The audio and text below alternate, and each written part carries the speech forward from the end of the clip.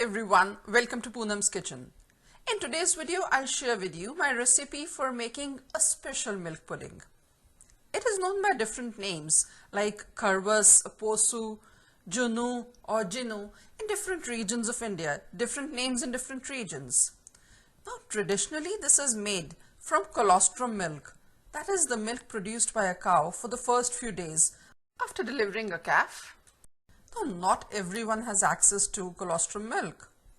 So in today's recipe, I'm going to make this using regular milk. A very easy recipe. Just putting together a few ingredients and then steaming it. Let's get started. Here I have some homemade yogurt. I'll strain this in another bowl. I'll put a strainer over this and 4 folds of a kitchen towel I'm going to place on the strainer.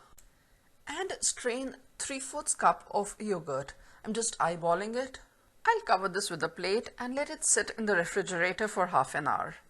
Half an hour or till the time that whatever is left on the strainer is pretty thick. Now this goes in the refrigerator. Here I got the strained yogurt. See how thick this is. And just look at the amount of the whey. So much whey has separated. You could just drink this as it is. For today's recipe, I need only the strained yogurt. I'll keep this aside for now. I have 1 cup of whole milk.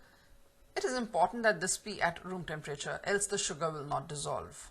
Here I also have 2 tablespoons of warm milk, to which I'll add the saffron strands so that it lends out the color and flavor to the milk. 6 tablespoons of milk powder, that is 50 grams by weight. 5 tablespoons of sugar, which is about 90 grams in weight. Adjust the quantity of sugar as per your liking.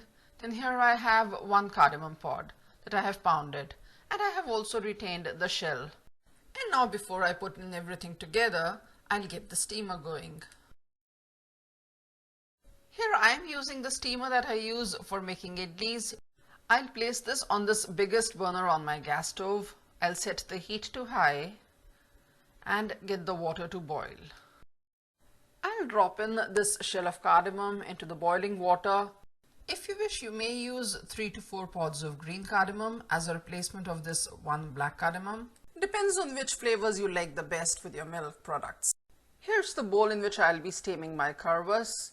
I'll apply some oil and spread it all over. Grease this bowl properly. The recipe is very simple. I'll transfer milk to this big glass. I'll be mixing all the ingredients in this 1 big container. Now the sugar. I'll mix in the sugar with this hand blender. If you wish, you may just use a spoon.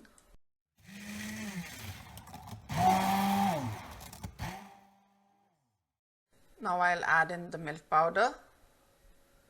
Half the cardamom powder. This was 1 teaspoon. I'm adding a half teaspoon. And now I'll add the strained yogurt. When measured, this turned out to be 5 tablespoons. I'm adding all of it here. I'll now blend this all together. If you're blending with a spoon, then separately blend the yogurt first and then mix in the blended yogurt with the rest of the ingredients. After blending, I'll mix in the saffron milk. I didn't blend it along with the rest of the ingredients because I wanted to retain these threads. I didn't want these completely crushed. And now I'll mix this in with a spoon. I'll now transfer this mix to the greased bowl. I'll sprinkle the remaining cardamom powder over here on the top. Also sprinkle a few saffron threads on the top.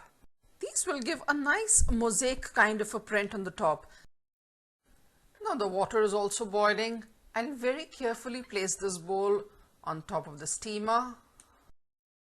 Now it so happens that my bowl is sitting right on the edge of the steamer.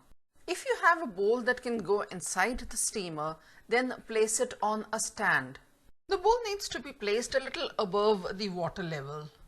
You may use maybe an inverted bowl for a stand if you don't have a separator. I'll cover this with a lid. Not close the lid tight, just place it firmly onto the steamer. You can steam your kharwas exactly the same way in a deep pan, or you may use a pressure cooker. If using one, remember to remove the weight from the lid of the pressure cooker. I'll now steam this at high heat for 20 minutes. After that, I'll check for doneness. I need to keep a constant watch after that. Now this doesn't set up firm like a cake, but it's more like a pudding, a milk pudding. We'll show you all the indicators once this is done. It's been 30 minutes. I've been checking this for the last 10 minutes, checked it twice, and it should be done now. Now if you look at the corners, they're a little raised. This is an indication that this is now properly steamed. Cooking this any further will cause it to dry at the edges. I'll insert a wet knife in the center. There'll be some residue here on the knife, like this.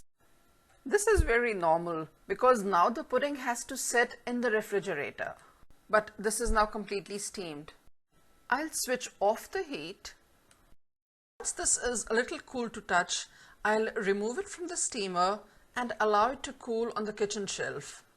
I'll then cover it with the lid and store it in the refrigerator for a few hours for this to sit. Kharwas got to sit in the refrigerator for 3 hours, and now I can cut the pieces, whatever shape you desire. And now you can see how easily the knife is sliding in the Kharwas. I'll show you how this looks. More like jelly, a little jiggly, very soft and moist.